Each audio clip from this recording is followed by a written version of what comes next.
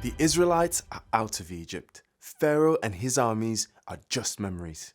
The people are on their way to a land of their own. Yet Exodus shows us that if the people are to know freedom to the full, they still have much to learn. It's illustrated in the strange next episode of their story.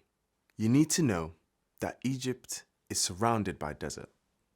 So having escaped Egypt, the people find themselves in a wasteland. Here's their problem. They've run out of food and they have no possibility of growing anything.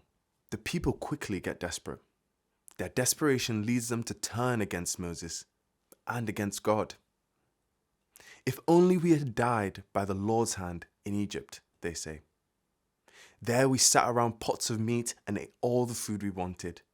But you have brought us into this desert to starve this entire assembly to death. The people have forgotten how God has provided for them. They think they have to provide for themselves, and so they despair. In fear, they long to return to the slavery that they'd just been rescued from. But God is about to provide again, offering them freedom from the hopelessness and fear of needing to provide for themselves. He will rain down bread from heaven, a bread that the people called manna. Exodus tells us that manna was the size of a coriander seed. It was white and it looked like flakes of frost. So each morning, this desert ground would be covered with a layer of dew. Then manna would fall upon it, and the layer of manna would be covered with another layer of dew. It all showed that people couldn't provide for themselves. They must depend on God, and He will provide. God gives further instruction about gathering manna.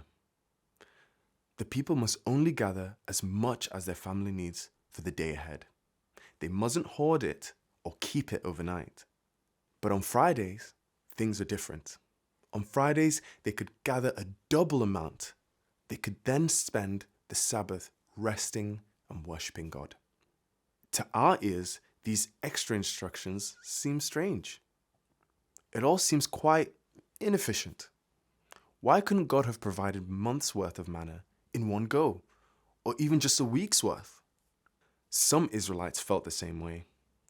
Yet those who tried to cut corners soon learned that God's provision had to be received on His own terms. Those who kept manna overnight found that it was full of maggots. It began to smell.